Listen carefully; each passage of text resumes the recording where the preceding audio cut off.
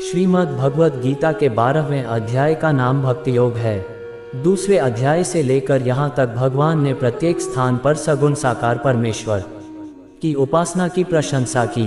7वें अध्याय से 11वें अध्याय तक खास सगुण साकार परमात्मा की उपासना का महत्व बताया है। उसके साथ 5वें, 6वें और 8वें अध्याय में कई जगहों पर निर्गुण निराकार की उपासना का महत्व बताया है। अंत में 11वें अध्याय में सगुण साकार भगवान की अनन्य भक्ति का फल भगवत प्राप्ति बताकर मतकर्मकृत से शुरू हुए उस आखिरी श्लोक में सगुण साकार स्वरूप भगवान के भक्त की महत्ता जोर देकर समझाई है। इस विषय पर अर्जुन के मन में ऐसी पैदा हुई कि निर्गुण निराकार ब्रह्म की तथा सगुण साकार भगवान की उपासना करने वाले दोनों उपासकों में उत्तम कौन।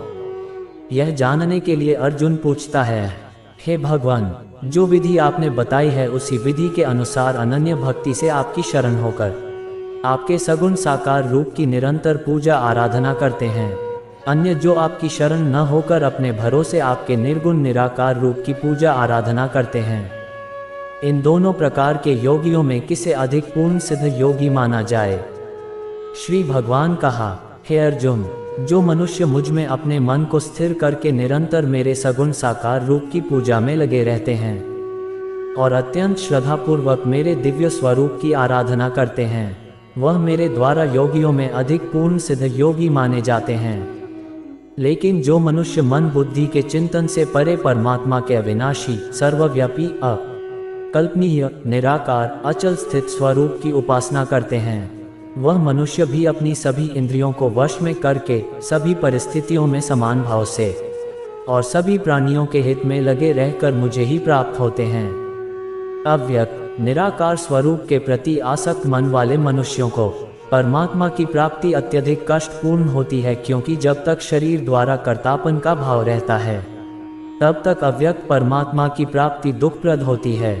परंतु हे अर्जुन, जो मनुष्य अपने सभी कर्मों को मुझे अर्पित करके मेरी शरण होकर अनन्य भाव से भक्ति योग में स्थित होकर निरंतर मेरा चिंतन करते हुए मेरी आराधना करते हैं, मुझ में स्थिर मन वाले उन मनुष्यों का मैं जन्म मृत्यु रूपी संसार सागर से अति शीघ्र ही उद्धार करने वाला होता हूँ। हे अर्जुन, तू अपने मन को मुझ में ही स्थिर कर और मुझ में ही अपनी बुद्धि को लगा। इस प्रकार तू निश्चित रूप से मुझ में ही सदैव निवास करेगा, इसमें किसी प्रकार का संदेह नहीं है। हे अर्जुन, यदि तू अपने मन को मुझ में स्थिर नहीं कर सकता है तो भक्ति योग के अभ्यास द्वारा मुझे प्राप्त करने की इच्छा उत्पन्न कर। यदि तू भक्ति योग का अभ्यास भी नहीं कर सकता है तो केवल मेरे लिए कर्म करने का प्रयत्न कर। इस प्रकार तू मेरे लिए कर्मों को करता हुआ मेरी प्राप्ति रूपी परम सिद्धि को ही प्राप्त करेगा। यदि तू मेरे लिए कर्म भी नहीं कर सकता है तो मुझ पर आश्रित होकर सभी कर्मों के फलों का त्याग करके समर्पण के साथ आत्मस्थित महापुरुष की शरण ग्रहण कर। उनकी प्रेरणा से कर्म स्वतः ही होने लगेगा। बिना समझे मन को स्थिर करने के अभ्यास से ज्ञान का अनुशीलन करना श्रेष्ठ है। ज्ञान से ध्यान श्रेष्ठ समझा जाता है और ध्यान से सभी कर्मों के फलों का त्याग श्रेष्ठ है, क्योंकि ऐसे त्याग से शीघ्र ही परम शांति की प्राप्ति होती है। जो मनुष्य किसी से द्वेष नहीं करता है, सभी प्राणियों के प्रति मित्र भाव रखता है, सभी जीवों के प्रति दया भाव रखने वाला है, ममता से मुक्त, मिथ्या अहंकार से मुक्त, सुख और दुख को समान समझने वाला और सभी के अपराधों को क्षमा करने वाला है। जो मनुष्य निरंतर भक्ति भाव में स्थिर रहकर सदैव प्रसन्न रहता है, दृढ़ निश्चय के साथ मन सहित इंद्रियों को वश किए रहता है और मन एवं बुद्धि को मुझे अर्पित किए हुए रहता है, ऐसा भक्त मुझे प्रिय होता है। जो मनुष्य न तो किसी के मन को विचलित करता है और न ही अन्य किसी के द्वारा विचलित होता है, जो हर्ष, संताप और भय चिंताओं से मुक्त है, ऐसा भक्त भी मुझे प्रिय होता है। जो मनुष्य किसी भी प्रकार की इच्छा नहीं करता है, जो शुद्ध मन से मेरी आराधना में स्थित है, जो सभी कष्टों के प्रति उदासीन रहता है और जो सभी कर्मों को मुझे अर्पण करता है, ऐसा भक्त मुझे प्रिय होता है।